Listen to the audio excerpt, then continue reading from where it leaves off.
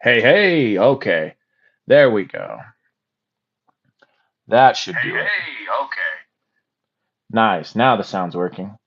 Well, if you don't hit the mute button, then you won't run into that issue. Keep that in mind. All right, everybody. Well, much love. Many blessings. Happy Monday. Happy start to the week. This is Jay Baldale, and welcome. Today we'll be getting into Class A, back into Class A, back into magic, and our studies thereof. Today's the day where we've broken out of the introduction, and so we will be getting into the first segments of both the doctrine and the ritual. And it should be pretty fun. Should be pretty good.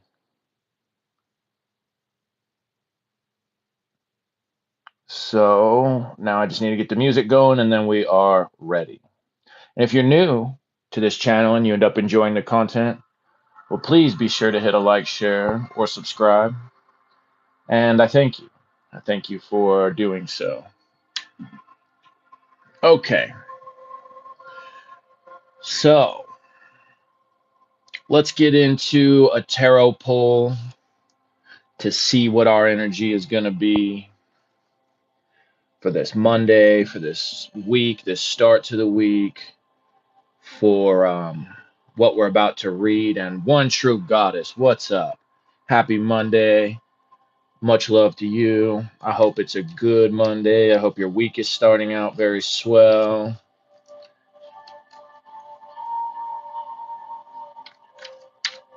All right, Book of Thoth, what is it you want us to know today? Welcome in, everybody just coming in. Welcome to all of you. Much love. What have you got for us today, Tarot? All right, right there. Cut it. And it's Earth. Something about Earth. Well, the card at the bottom of the deck was nope, not at all. Fire, really fiery. King slash knight in this Crowley deck of wands. So that is Fire of Fire. We've pulled him before. He has a pretty cool look. Looks kind of like a samurai. And he has the wand as his weapon. Spirit as his weapon. I mean, it's all kind of spirit that you could say, but in the different ways it manifests for us.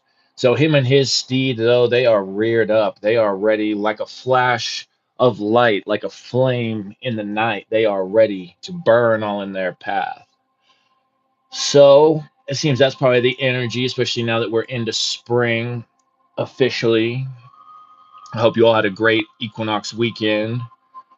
But that's probably a bit the energy for everybody is that you're feeling it. You're feeling that nice, what's the word I want, that nice chipper and oh, there's another word I'm looking for, just kind of perked up feeling that spring can bring with it. And even though today it's back to a little cloudy where I'm at, hey, still great vibes in the air. And so in the way that you are planning to set fire to whatever in your path, basically take control of the situation, letting spirit do its thing, but also taking the reins of the horse you see here and marching forward with whatever you might have to do. And we'll see how that syncs up with our study today as well. All right, well, that's the energy. Really fiery.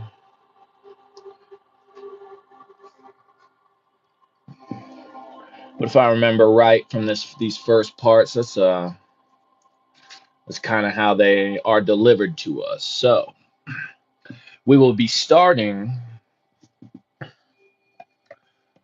with, and I guess we'll have to see how quick we get through these two, because if one section ends up already taking us about an hour, well, we'll just see.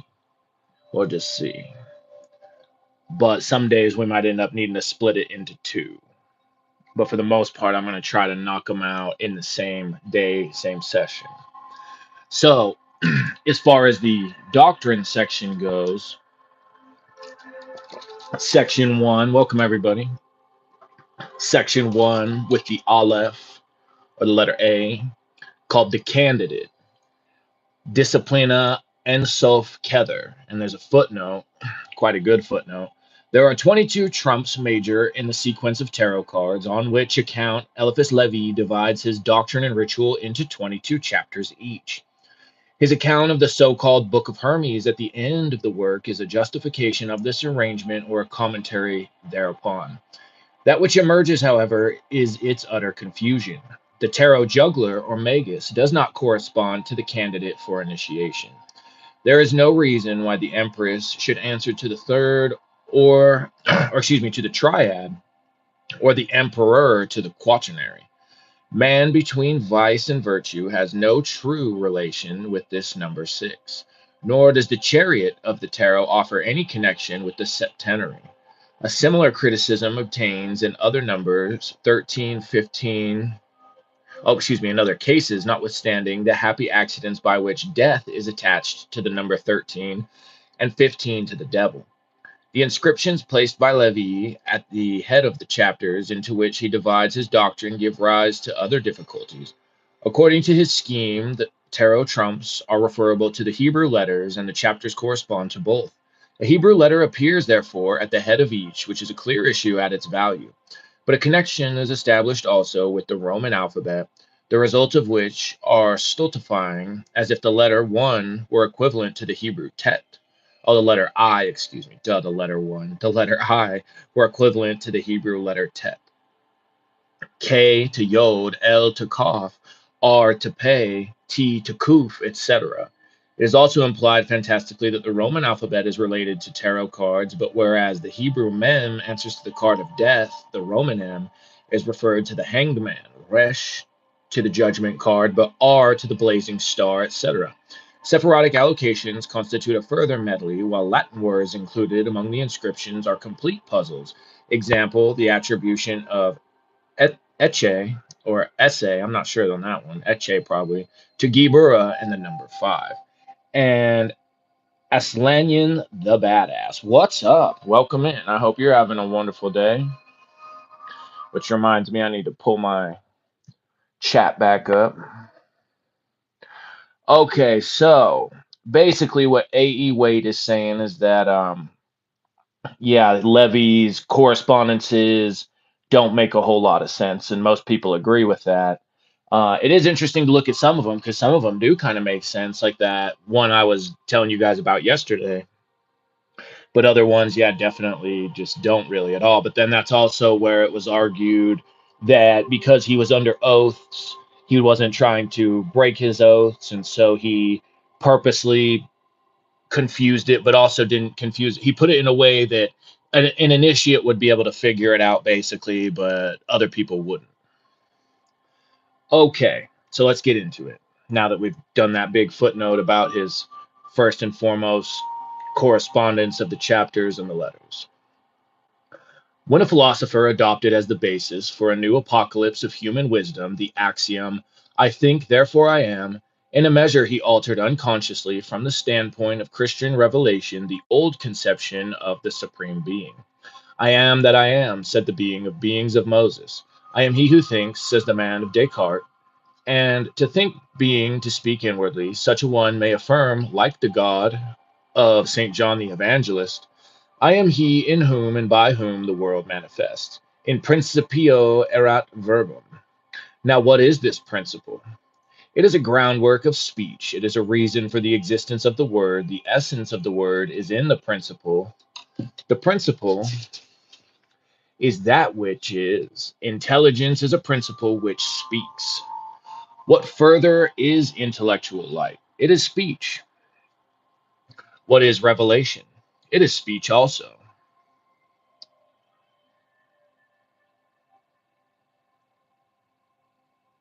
Being is the principle, speech is the means, and the plenitude or development and perfection of being is the end. To speak is to create, But to say, I think, therefore I exist, is to argue from consequence to principle. And certain contradictions which have been adduced by a great writer, Lemnius, have proved abundantly the philosophical unsoundness of this method. And then right here we have a cool image. We have the sign of excommunication. And Aslanyan the Badass says, isn't the yin yang from Chinese religion? I believe so originally. Yeah, I want to say it came from I think Zen or Taoism. Zen, although Zen is Japanese, I'm pretty sure. But yeah, I know I definitely came from Asia. I don't know the exact 100% history on it, but I know it is a wonderful symbol. And so if that we see that here in this sign of excommunication, I'm going to go ahead and pop into those notes on the signs real quick and just see what they've got for us.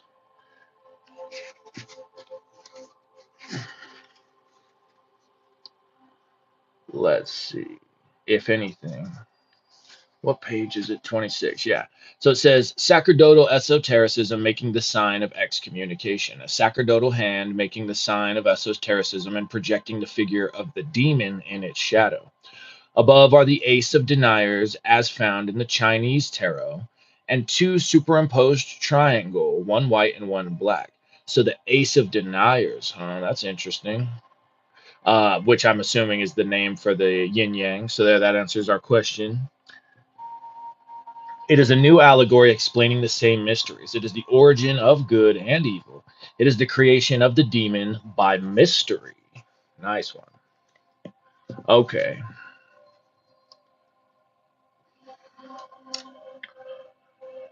Oh, right. So I am, therefore something exists might seem to be a more primitive and simple foundation for experimental philosophy. I am, therefore being exists, ego sum qui sum, such is the first revelation of God in man and of man in the world, while it is also the first axiom of occult philosophy.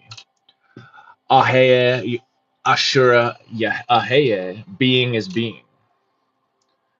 Hence, this philosophy, having that which is for its principle, can be in no sense hypothesis or guesswork. Mercurius Trismegistus begins his admirable symbol known under the name of the Emerald Table.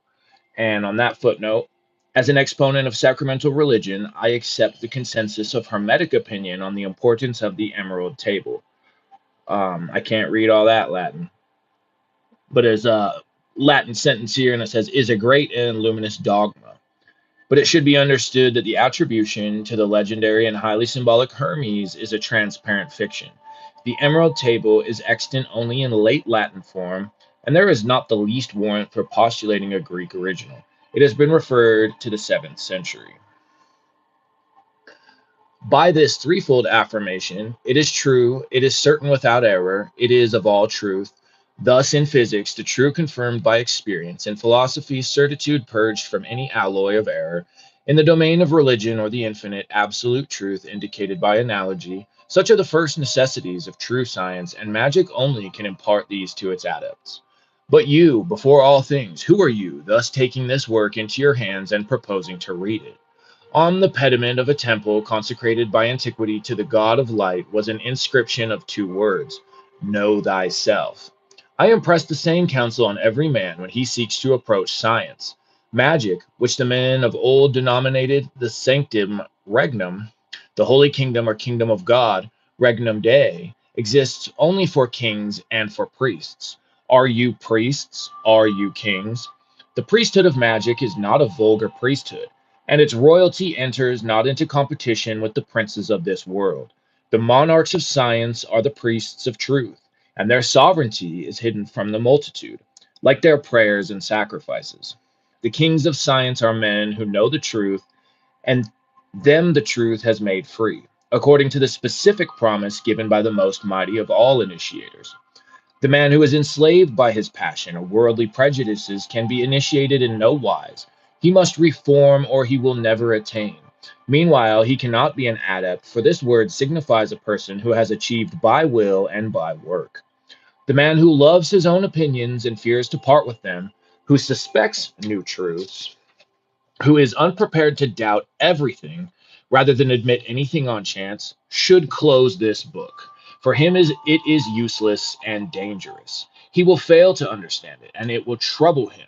While if he should divine the meaning, there will be still greater source of disquietude. If you hold by anything in the world more than by reason, truth, and justice, if your will be uncertain and vacillating, either in good or evil, if logic alarm you or the naked truth make you blush, if you are hurt when accepted errors are assailed, condemn this work straight away. Do not read it. Let it cease to exist for you, but at the same time, do not cry it down as dangerous. The secrets which it records will be understood by an elect few and will be reserved by those who understand them. Show light to the birds of the nighttime, and you hide their light. It is the light which blinds them, and for them is darker than darkness. And Aslanian the Badass asks, is this the Mormon Bible? You mean the Book of Mormon? Close, very close. It follows that I shall speak clearly and make known everything, with the firm conviction that initiates alone, or those who deserve initiation, will read all and understand in part. There is a true and false science, a divine and an infernal magic. In other words, one which is delusive and tenebrous. And on there's a note saying, compared to La Clef de Grand Mysterie, true magic, that is to say, the traditional science of the Magi, is the implacable enemy of enchanters. It prevents or puts an end to those false miracles which are opposed to the light and deceive only a few prepared or credulous witnesses. It is our task to reveal the one and to unveil the other, to distinguish the magician from the sorcerer and the adept from the charlatan. The magician avails himself of a force which he knows. The sorcerer seeks to misuse that which he does not understand.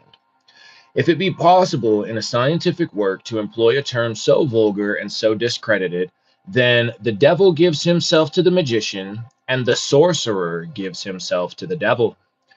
Boom! That's where it was. I couldn't remember for sure where I thought it was Dion who might have said that. She might have said something similar, but the devil gives himself to the magician, and the sorcerer gives himself to the devil. The magician is the sovereign pontiff of nature. The sorcerer is her profaner only.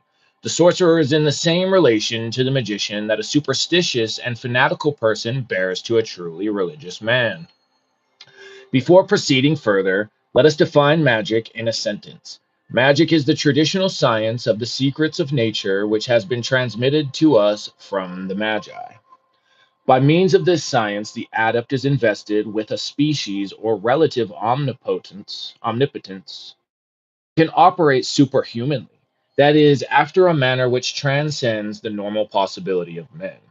Thereby, many illustrious hierophants, such as Mercurius Trismegistus, Osiris, Orpheus, Apollonius of Tyana, and others from whom it might be dangerous or unwise to name, came after their death to be adored and invoked as gods. And on that note, it says, Apollonius is sober, like Jesus chaste, and like him also is dedicated to a wandering and austere life. The essential distinction between them is that Apollonius favors superstitions while Jesus destroys them. That Apollonius incites to bloodshed and Jesus condemns the work of the sword. A town is stricken by plague. Apollonius arrives. The people who regard him as a thaumaturge press round and conjure him to stay the scourge. Behold, that which afflicts you, cries the false prophet, indicating an aged beggar. The mendicant was buried quickly under a pile of stones, and when these were cleared away, subsequently, Philostratus tells us that the corpse of the place of a human body. The absurd at this point fails to justify the atrocious. The atrocious. Jesus caused no one to be stoned, not even the woman taken in adultery. Apollonius appears as a miserable sorcerer, and Jesus as Son of God. With Apollonius of Tyana, the old world seems to have uttered its last message. From the Science de Esprit. Thereby, others also, according to that ebb and flow of opinion which is responsible for the caprices of success, became emissaries of Infernus or suspected adventurers, like the Emperor Julian, Apuleius, the enchanter Merlin, and that arch sorcerer, as he was termed in his day, the illustrious and unfortunate Cornelius Agrippa. To attain the sanctum regnum, in other words, the knowledge and power of the Magi, there are four indispensable conditions: an intelligence illuminated by study, an intrepidity which nothing can check, a will which cannot be broken, and a prudence which nothing can corrupt and nothing intoxicate. To know, to dare, to will, to keep silence. Such are the four words of the Magus, inscribed upon the four symbolical forms of the Sphinx. These maxims can be combined after four manners and explained four times by one another. On the first page of the Book of Hermes, the adept is depicted with a large hat, which, if turned down, would conceal his entire head. And they're talking about the tarot right there. One hand is raised towards heaven, which he seems to command with his wand, while the other is placed upon his breast. Before him are the chief symbols or instruments of science, and he has others hidden in the juggler's wallet. His body and arms form the letter Aleph, the first of that alphabet which the Jews borrowed from the Egyptians. And that's, yeah, I don't know about all that. To this symbol we shall have occasion to recur later on. I think you could say that more in the sense that Hebrew, similar to which one would be Coptic in Egyptian, the hieroglyphic type. Hebrew also was a hieroglyphic type of alphabet originally, but then it changed into a oh, I can't remember the word for the type of alphabet it is now. I don't know. I can't think of that one off the top of my head. But yeah, I don't know that I would agree with all that. But there is people out there who have tried to say that the tarot, Kabbalah, all those things went back to ancient Egypt, and we not so much. To this symbol we shall have occasion to recur later on. The Magus is truly that which the Hebrew Kabbalists term microprosopus, otherwise the creator of the little world, the first of all magical sciences being the knowledge of oneself. So is one's own creation first of all works of science. It comprehends the others and is the beginning of the great work. The expression, however, requires explanation. Supreme reason being the sole invariable and consequently imperishable principle, and death, as we call it, being change, it follows that the intelligence which cleaves closely to this principle and in a manner identifies itself therewith, does hereby make itself unchangeable and as a result immortal. To cleave invariably to reason, it will be understood that it is necessary to attain independence of all those forces which by their fatal and inevitable operation produce the alternatives of life and death. To know how to suffer, to forbear, and to die, such are the first secrets which place us beyond reach of affliction, the desires of the flesh and the fear of annihilation. The man who seeks and finds a glorious death has faith in immortality and universal humanity, believes in it with him and for him, raising altars and statues to his memory in token of eternal life. Man becomes king of the brutes only by subduing or taming them. Otherwise, he will be their victim or slave. Brutes are the type of our passions. They are the instinctive forces of nature. The world is a field of battle, where liberty struggles with inertia by the opposition of active force. Physical laws are millstones. If you cannot be the miller, you must be the grain. You are called to be king of air, water, earth, and fire. But to reign over these four living creatures of symbolism, it is necessary to conquer and enchain them. He who aspires to be a sage and to know the great enigma of nature must be the heir and despoiler of the Sphinx. His the human head in order to possess speech, his the eagle's wings in order to scale the heights, his the bull's flanks in order to furrow the depths, his the lion's talons to make a way on the right and the left, before and behind. You, therefore, who seek initiation, are you learned as a Faust? Are you insensible as Job? No, is it not so?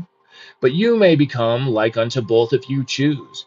Have you overcome the vortices of vague thoughts? Are you without indecision or capriciousness? Do you consent to pleasure only when you will? And do you wish for it only when you should? No, is it not so? Not at least invariably, but this may come to pass if you choose. The Sphinx has not only a man's head, it has woman's breasts. Do you know how to resist feminine charms? No, is it not so? and you laugh outright in replying, parading your moral weakness for the glorification of your physical and vital force. Be it so. I allow you to render this homage to the ass of Stern or Apuleius. The ass has its merit, I agree. It was consecrated to Priapus, as was the goat to the god of Mendes. But take it for what it is worth, and decide whether ass or man shall be master. He alone can possess truly the pleasure of love who has conquered the love of pleasure. To be able and to forbear is to be twice able. Woman enchains you by your desires. Master your desires, and you will enchain her. The greatest injury that can be inflicted on a man is to call him a coward. Now, what is a cowardly person? One who neglects his moral dignity in order to obey blindly the instincts of nature. As a fact, in the presence of danger, it is natural to be afraid and seek flight. Why, then, is it shameful? Because honor has erected it into law that we must prefer our duty to our inclinations or fears. What is honor from this point of view? It is a universal presentience of immortality and appreciation of the means which can lead to it. The last trophy which a man can win from death is to triumph over the appetite for life, not by despair, but by a more exalted hope, which is contained in faith for all that is noble and honest by the undivided consent of the world. To learn self conquest is therefore to learn life, and the austerities of Stoicism were no vain parade of freedom. To yield to the forces of nature is to follow the stream of collective life and to be the slave of secondary causes. To resist and subdue nature is to make for oneself a personal and imperishable life. It is to break free from the vicissitudes of life and death. Every man who is prepared to die rather than renounce truth and justice is most truly living, for immortality abides in his soul. To find or to form such men was the end of all ancient initiations. Pythagoras disciplined his pupils by silence and all kinds of self denial. Candidates in Egypt were tried by the four elements. And we know the self inflicted austerities of fakirs and Brahmins in India for attaining the kingdom of free will and divine independence. All macerations of asceticism are borrowed from the initiations of the ancient mysteries. They have ceased because those qualified for initiation no longer finding initiators, and the leaders of conscience becoming in the lapse of time as uninstructed as the vulgar. The blind have grown weary of following the blind, and no one has cared to pass through ordeals the end of which was only in doubt and despair. The path of light was lost. To succeed in performing something, we must know that which it is proposed to do, or at least must have faith in someone who does know it. But shall I stake my life on a venture or follow someone at chance who himself cannot see where he is going? We must not set out rashly along the path of transcendental sciences, but once started, we must reach the end or perish. To doubt is to lose one's reason. To pause is to fall. To recoil is to plunge into an abyss. You, therefore, who are undertaking the study of this book, if you persevere to the end and understand it, you will be either a monarch or a madman. Do what you will with the volume, you will be unable to despise or forget it. If you are pure, it will be your light. If strong, your arm. If holy, your religion. If wise, the rule of your wisdom. But if you are wicked, for you it will be an infernal torch. It will lacerate your breast like a poignard. It will rankle your memory like a remorse. It will people your imagination with chimeras, and will drive you through folly to despair. You will endeavor to laugh at it, and will only gnash your teeth. It will be like the file in the fable which the serpent tried to bite, but it destroyed all his teeth. Man. Let us now enter on the series of initiations. I have said that revelation is the word. As a fact, the word or speech is the veil of being and the characteristic sign of life. Every form is the veil of a word, because the idea which is the mother of the word is the sole reason for the existence of forms. Every figure is a character, every character derives from and returns into a word. For this reason, the ancient sages, of whom Trismegistus is the organ, formulated their sole dogma in these terms: that which is above is like unto that which is below, and that which is below unto that which is above. In other words, the form is proportional to the idea. The shadow is the measure of the body, calculated in its relation to the luminous ray. The scabbard is as deep as the sword is long. The negation is in proportion to the contrary affirmation. Production is equal to destruction in the movement which preserves life. And there is no point in infinite extension which may not be regarded as the center of a circle having expanded circumference receding indefinitely into space. Every individuality is therefore indefinitely perfectible, since the moral order is analogous to the physical, and since we cannot conceive any point as unable to dilate, increase, and radiate in a philosophically unlimited circle. What can be affirmed of the soul in its totality may be affirmed of each faculty of the soul. The intelligence and will of man are instruments of incalculable power and capacity, but intelligence and will possess as their helpmate an instrument a faculty which is too imperfectly known, the omnipotence of which belongs exclusively to the domain of magic. I speak of the imagination, which the Kabbalists term the diaphany or translucid. And the note on that says, it must be said that the Kabbalists in question do not emerge. The visions of Moses were seen through the clear and shining glass of Tifereth, and he saw exactly. Others look through the clouded glass of Malkuth, and they prophesy in enigmas and parables. Imagination, in effect, is like the soul's eye. Therein forms are outlined and preserved. Thereby we behold the reflections of the invisible world. It is the glass of visions and the apparatus of magical life. By its intervention, we heal disease, modify the seasons, warn off death from the living, and raise the dead to life.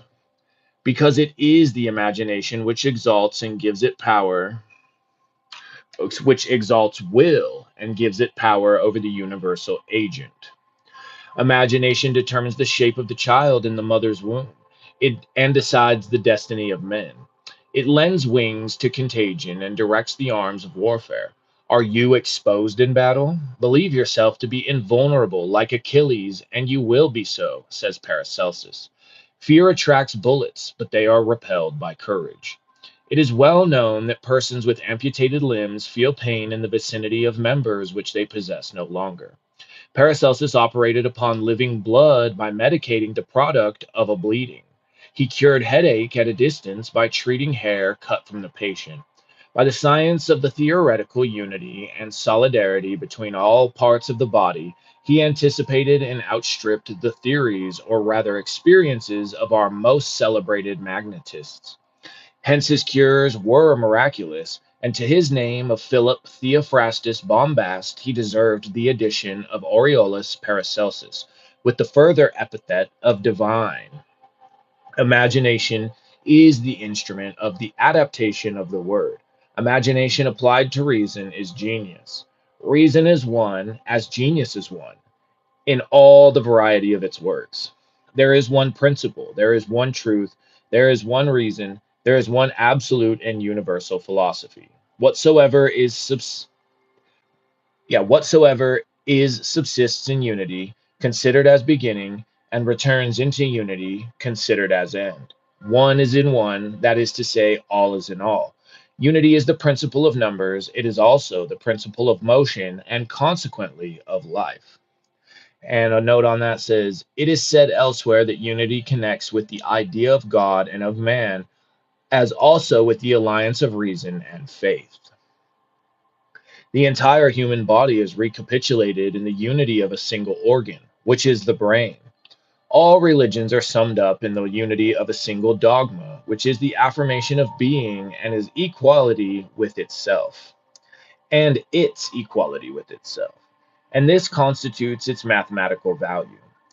There is only one dogma in magic, and it is this: the visible is the manifestation of the invisible, or, in other terms, the perfect word in things appreciable and visible bears an exact proportion to the things which are inappreciable by our senses and unseen by our eyes.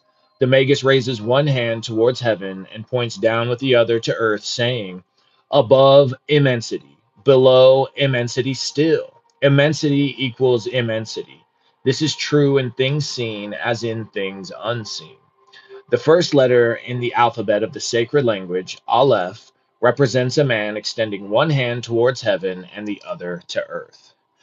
And then there's a note on that that says, there are two Alephs, respectively white and black, the second being the shadow of the first, and the first the light of the second. Spirit is reflected in matter, and matter is manifested only to reveal spirit. Matter is the letter of the spirit, spirit is the thought of matter. The last statement reverses the whole thesis, but Lévi is intending to affirm that spirit is thought in matter. It is an expression of the active principle in everything. It is the creation in heaven corresponding to the omnipotence of the word below. This letter is a pantacle in itself, that is, a character expressing the universal science. It is supplementary to the sacred signs of the macrocosm and microcosm. It explains the Masonic double triangle and five-pointed blazing star. For the word is one, and revelation is one. By endowing man with reason, God gave him speech, and revelation, manifold in its forms, but one in its principle, consists entirely in the universal word, the interpreter of absolute reason. This is the significance of that term so much misconstrued, Catholicity, Catholicity, which in modern hieratic language means infallibility. The universal in reason is the absolute, and the absolute is infallible. If absolute reason impelled universal society to believe irresistibly the utterance of a child, that child would be infallible by the ordination of God and of all humanity. Faith is nothing else but reasonable confidence in this unity of reason and in this universality of the word. To believe is to place confidence in that which as yet we do not know, when reason assures us beforehand of ultimately knowing or at least recognizing it. Absurd are the so called philosophers who cry, I will never believe in a thing which I do not know. Shallow reasoners, if you knew, would you need to believe? But I must believe on chance. But must I believe on chance and apart from reason? Certainly not. Blind and haphazard belief is superstition and folly. We may have faith in causes which reason compels us to admit on the evidence of effects known and appreciated by science. Science, great word and great problem. What is science? We shall answer in the second chapter of this book. Okay, so cool. So that does it for the first chapter of Doctrine. And now I'm going to flip back to the first chapter of Ritual. And we'll get into that. Man, this book can be hard to highlight at times because there's times where I just want to highlight a lot.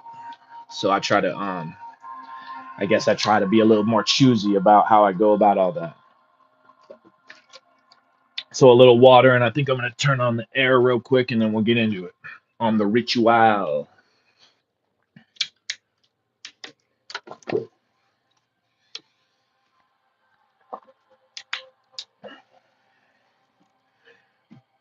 And again, let some of that, what he's saying there, since that first chapter is kind of, if you didn't pick up on it, it's kind of him saying what you should expect, what you should understand before you even get into it. And so then this chapter in the Ritual is his way of helping you to do just that.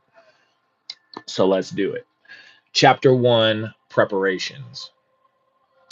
Every intention which does not assert itself by deeds is a vain intention, and the speech which expresses it is idle speech. It is action which proves life and establishes will. Hence it is said in the sacred and symbolical books that men will be judged not according to their thoughts and their ideas, but according to their works. We must do in order to be. We have, therefore, to treat in this place of the grand and terrific question of magical works. We are concerned no longer with theories and abstractions. We approach realities, and we are about to place the wand of miracles in the hands of the adept, saying to him at the same time, be not satisfied with what we tell you. Act for yourself. Be not satisfied with what we tell you. Act for yourself. We have to deal here with works of relative omnipotence.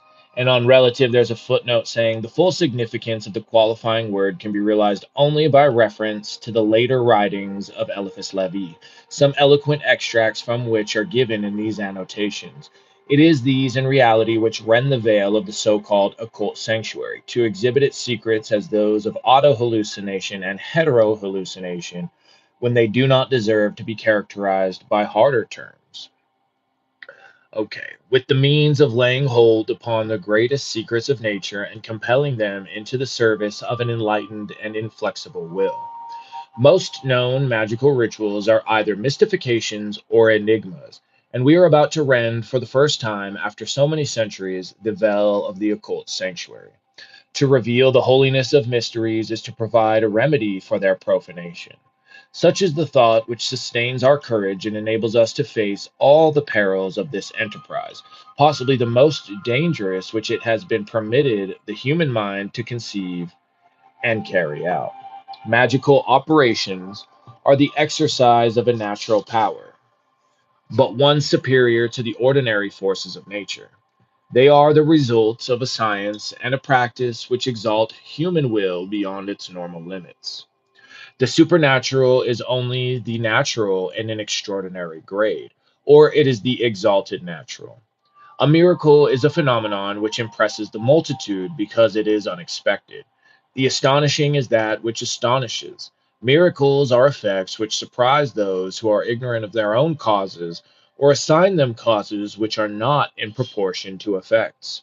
Miracles exist only for the ignorant. But as there is scarcely any absolute science among men, the supernatural can still obtain and does so indeed for the whole world. And on that note, it says, apparent disorder in the laws of nature is an illusion and not therefore a marvel. The one true marvel and sole prodigy manifest before the eyes of all is the perpetual harmony between effects and causes, the splendors of eternal order, from La Clef de Grand Mysterie, and miracle is madness attributed to nature, which cannot isolate the least of its laws without falling into complete dementia. La Livre des Sages. So these notes that Arthur Edward Waite seem to be a lot of the time at least, comparing a very similar statement that Levy made in another book later on. So just a different way he figured out to word it um, for us to take into consideration. Whether we think it's better or worse, I guess that's up to us. Let us set out by saying that we believe in all miracles because we are convinced and certain, even from our own experience, of their entire possibility. There are some which we do not explain, though we regard them as no less explicable. From the greater to the lesser, from the lesser to the greater, the consequences are related identically, and the proportions progressively rigorous. But in order to work miracles, we must be outside the normal conditions of humanity. We must be either abstracted by wisdom or exalted by madness, either superior to all passions or outside them through ecstasy or frenzy. Such is the first and most indispensable preparation of the operator. Hence, by a providential or fatal law, the magician can only exercise omnipotence in inverse proportion to his material interest. The alchemist makes so much the more gold is, the more resigned to privations, and the more esteems that poverty which protects the secrets of the magnum opus. Only the adept whose heart is passionless will dispose of the love and hate of those whom he would make instruments of his science. The myth of Genesis is eternally true, and God permits the tree of knowledge to be approached only by those men who are sufficiently strong and self denying not to covet its fruits. Ye, therefore, who seek in science a means to satisfy your passions, pause in this fatal way. You will find nothing but madness or death. This is the meaning of the vulgar tradition that the devil ends sooner or later by strangling sorcerers. The magus must be impassible, sober and chaste, disinterested, impenetrable, and inaccessible to any kind of prejudice or terror. He must be without bodily defects and prove against all contradictions and difficulties. The first and most important of magical operations is the attainment of this rare preeminence. We have said that impassioned ecstasy may produce the same results as absolute superiority. And this is true as to the issue, but not as to the direction of magical operations. Passion projects the astral light forcibly and impresses unforeseen movements on the universal agent, but it cannot curb with the facility that it impels, and then its destiny resembles that of Hippolytus dragged by his own horses, or Phalaris victimized himself by the instrument of torture which he had invented for others. Human volition realized by action is like a cannonball and recedes before no obstacle. It either passes through it or is buried in it. But if it advance with patience and perseverance, it is never lost. It is like the wave which returns incessantly and wears away iron in the end. Man can be modified by habit, which becomes, according to the proverb, his second nature. By means of preserving and graduated athletics, the power and activity of the body can be developed to an astonishing extent. It is the same with the powers of the soul. Would you reign over yourselves and others? Learn how to will. And there's a note on that saying the will is essentially that which realizes we can accomplish actually all that we reasonably believe ourselves capable of doing. Within his own sphere of action, man disposes of divine omnipotence, his to create and his also to transform. From Le Grand Arcane. Also, it is obvious that the essence of truth escapes in these affirmations and that literally they are little better than a play upon words. Had Levi said that we can do all things with God, which God has placed within our measures of activity, he would have expressed a great mystical truth. How can one learn to will? This is the first arcanum of magical initiation, and that it might be realized fundamentally, the ancient custodians of sacerdotal art surrounded the approaches of the sanctuary with so many terrors and illusions. They recognized no will until it had produced its proofs. And they were right. Power is justified by attainment. Indolence and forgetfulness are enemies of will. And for this reason, all religions have multiplied their observances and made their worship minute and difficult. The more we deny ourselves for an idea, the greater is the strength we acquire within the scope of the idea. Oh, I need a highlighter. I should have highlighted that line.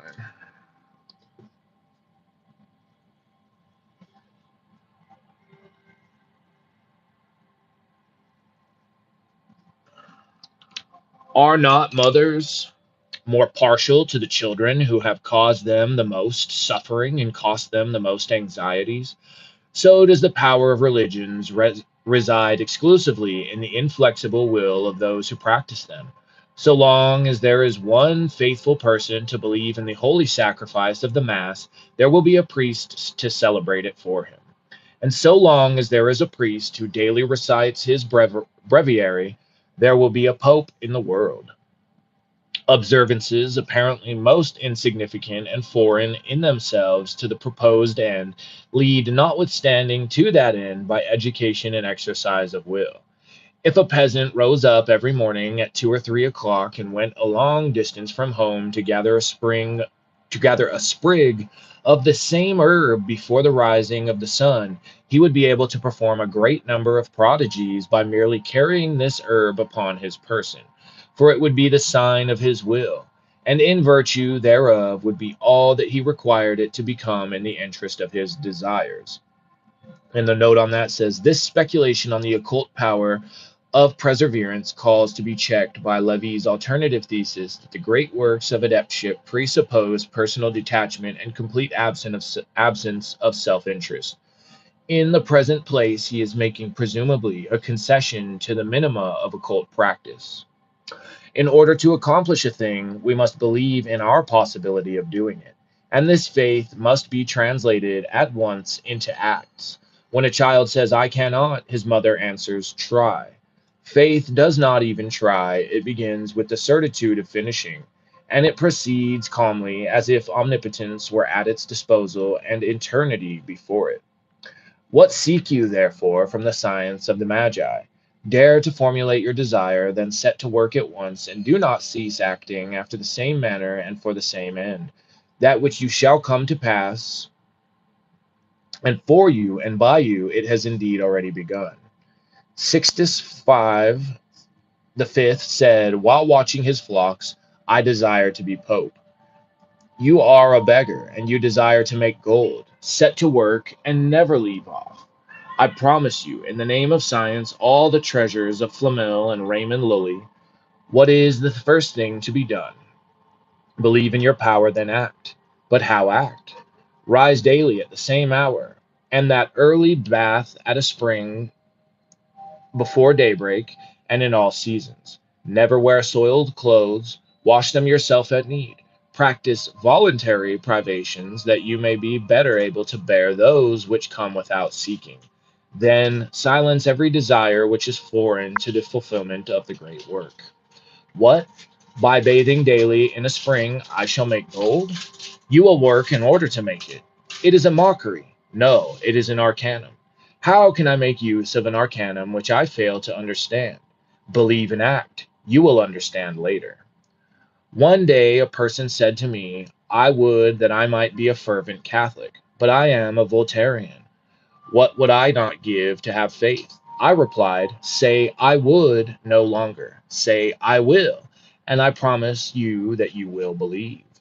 You tell me that you are a Voltairean, and of all the various presentations of faith, that of the Jesuits is most repugnant to you, but at the same time seems the strongest and most desirable. Perform the exercises of St. Ignatius again and again without allowing yourself to be discouraged, and you will attain the faith of a Jesuit. The result is infallible. And should you then have the simplicity to ascribe it to a miracle, you deceive yourself now in thinking you are a Voltairean. All right. An action. I like that one too. Believe and act. You will understand later.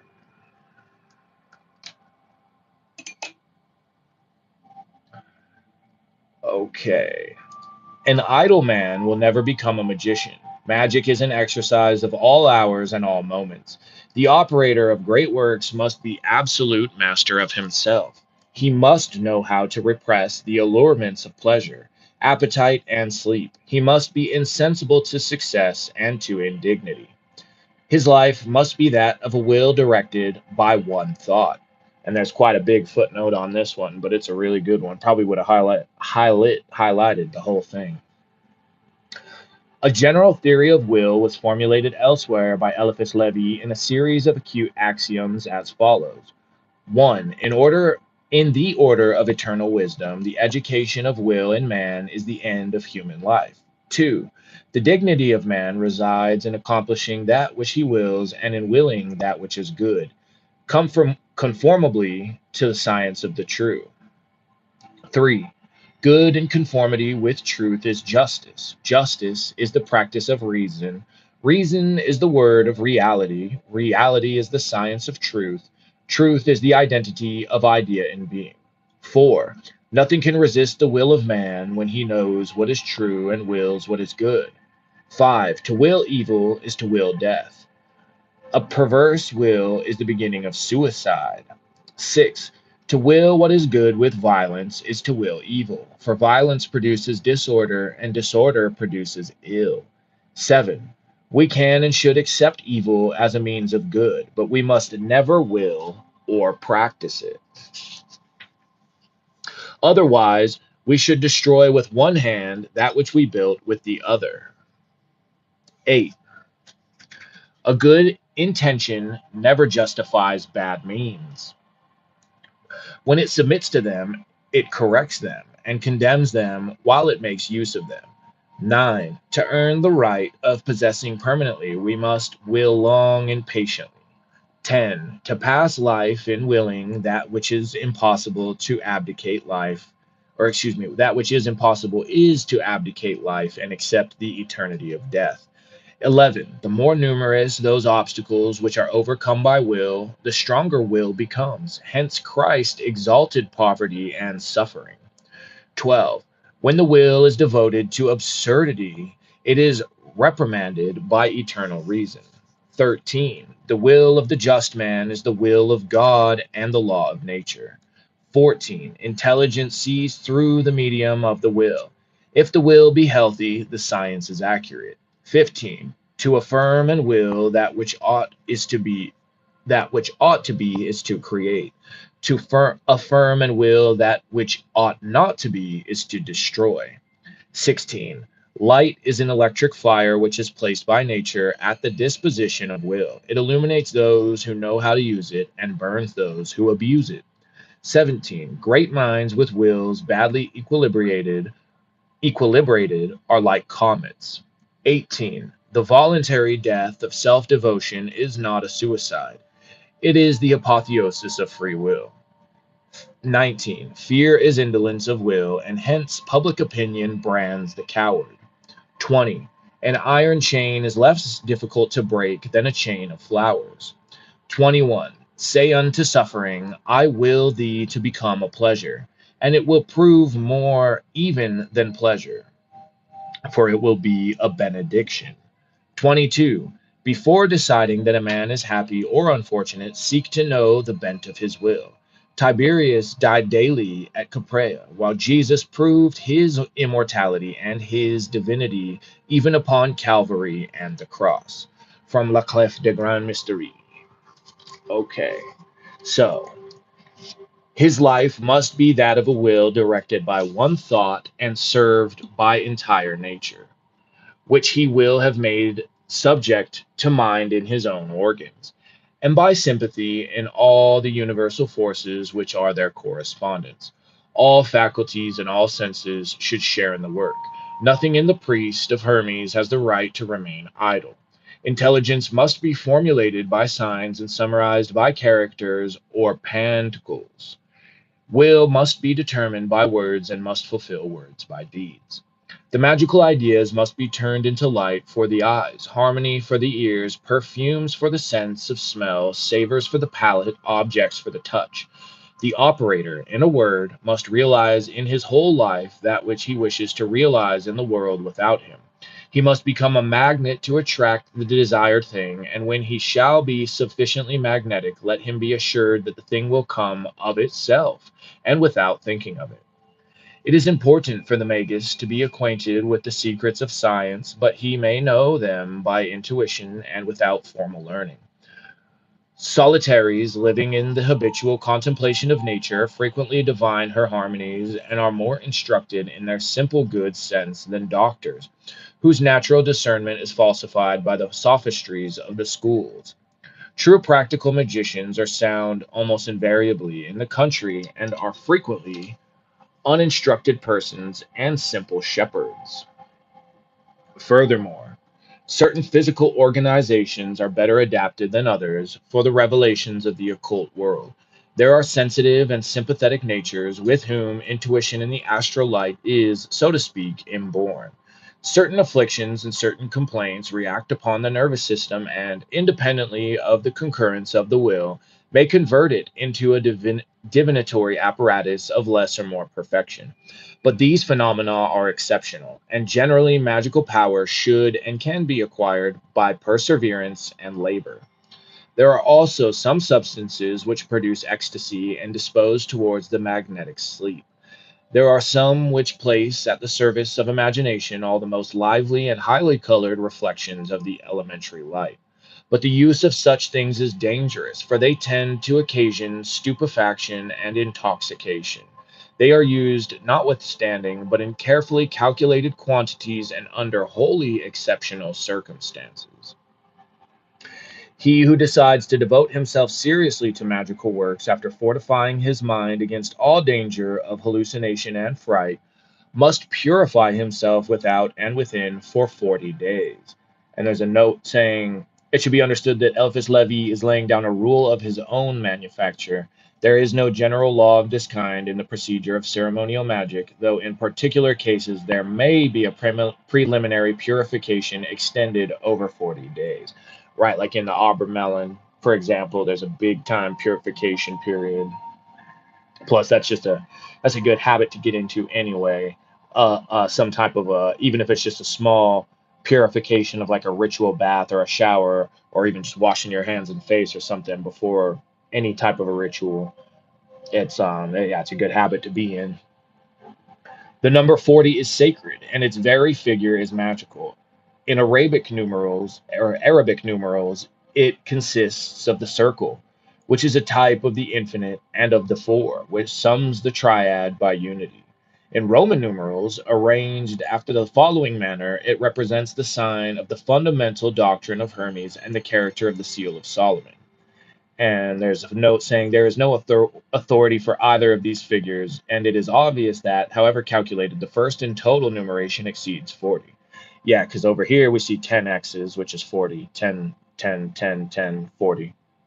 But then 4 here with the single Roman numeral, so that one would be 44.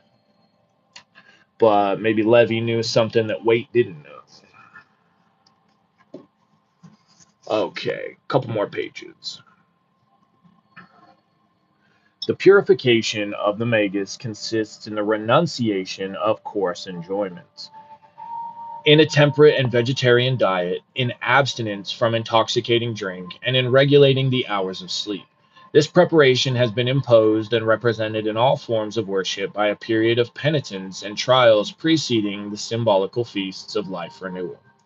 As already stated, the most scrupulous external cleanliness must be observed. The poorest person can find spring water. All clothes, furniture, and vessels made use of must also be washed carefully, whether by ourselves or others. All dirt is evidence of negligence, and negligence is deadly in magic. The atmosphere must be purified at rising and retiring with a perfume composed of the juice of laurels, salt, camphor, white resin, and sulfur, repeating at the same time the four sacred words, while turning successively towards the four cardinal points. We must divulge to no one the works that we accomplish, for, as specified in our doctrine, mystery is the exact and essential condition of all operations of science. The inquisitive must be misled by the pretense of other occupations and other researches, such as chemical experiments for industrial purposes, hygienic prescriptions, the investigation of some natural secrets, and so on. But the forbidden name of magic must never be pronounced.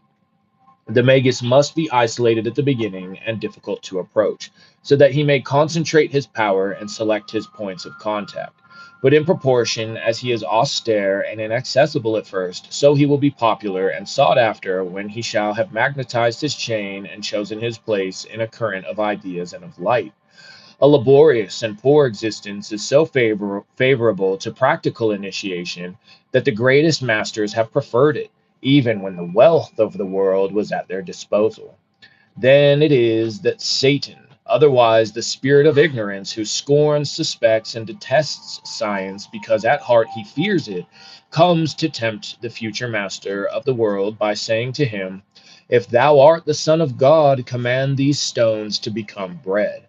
Then it is that mercenary men seek to humiliate the Prince of Knowledge by perplexing, deprecating, depreciating, or sordidly exploiting his labor. The slice of bread that he deigns to need is broken into 10 fragments so that he may stretch forth his hand 10 times. But the magus does not even smile at the absurdity and calmly pursues his work. So far as may be possible, we must avoid the sight of hideous objects and uncomely persons, must decline eating with those whom we do not esteem, and must live in the most uniform and studied manner. And so I'm trying not to digress too much because it's been a lot to read today, but that's like in the Merkabah mysticism of the Jews, where they would go through purification so crazy that they would not even gaze upon a woman. If they had to go out in public and all that, they wouldn't even look at a woman in case she might be menstruating.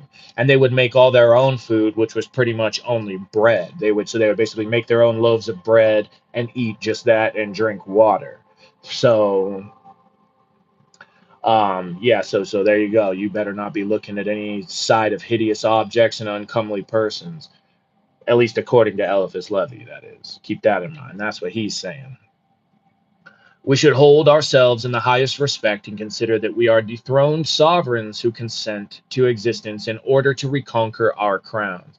We must be mild and considerate to all, but in social relations must never permit ourselves to be absorbed, and must withdraw from circles in which we cannot acquire some initiative. Finally, we may and should fulfill the duties and practice the rites of the cultus to which we belong. Now, of all forms of worship, the most magical is that which most realizes the miraculous, which bases the most inconceivable mysteries upon the highest reasons, which has lights equivalent to its shadows, which popularizes miracles and incarnates God in all mankind by faith. This religion has existed always in the world and under many names has been ever the one and ruling religion. It is now among the nations of the earth three apparently hostile forms, which are destined, however, to unite before long for the constitution of a universal church. I refer to the Greek Orthodoxy, Roman Catholicism, and a final transfiguration of the religion of Buddha. And on that note, it says, true religion is universal religion, and hence that which is called Catholic alone bears the name which connotes truth. This religion, moreover, possesses and preserves the orthodoxy of dogma, the hierarchy of powers, the efficacy of worship, and the true magic of ceremonial. It is therefore the typical and normal religion whereunto the traditions of Moses and the antique oracles of Hermes belong rightfully. In sustaining this, if it must be, notwithstanding his holiness, we shall be at need more Catholic than the Pope and more Protestant than Luther from Le Grand Arcane. Elsewhere, Éliphas Lévi illustrated further his peculiar brand of protesting Catholicism by two other affirmations. One, the truly universal Catholicism, hereof are reason and truth. Two, exclusively Roman Catholicism, hereof are absurdity and falsehood. From Le Livre des Sages.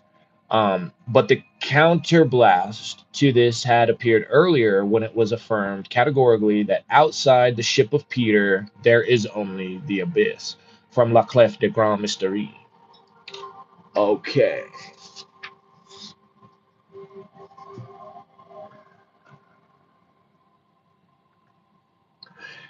Hereunto, therefore, we have made it plain, as we believe, that our magic is opposed to the goetic and necromantic kinds.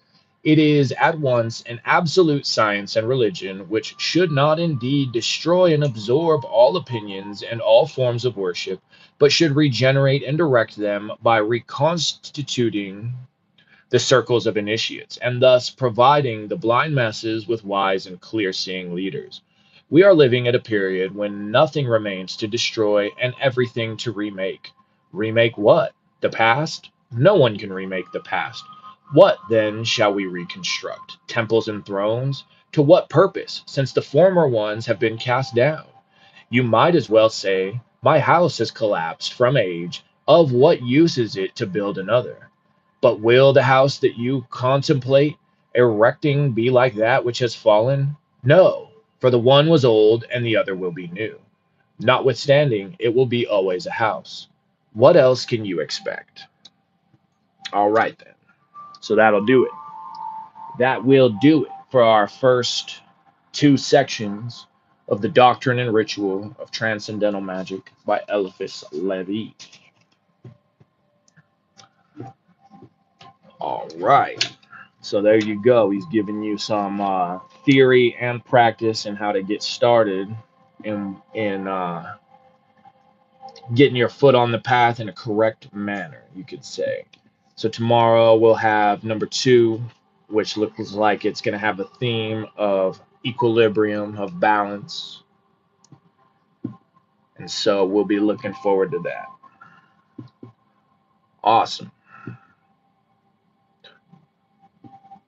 Well, all right then, everyone. I don't have too much to add. It was quite a bit of reading today, and frankly, Levy already said it all. I don't know what more I could add, really. I've already said a good handful of that myself. So, until tomorrow, I wish you a great rest of your day. I appreciate you all very much, and I hope it's a good start to the week for sure, especially in the way that it's going to get you to step up the game. Even Levy said it, where he said, you know, quit being quit being scared, quit being avoidant of nature. He said it. Aurelius said it. You know the drill. All right. This has been Jay Baldell. Much love. I will see you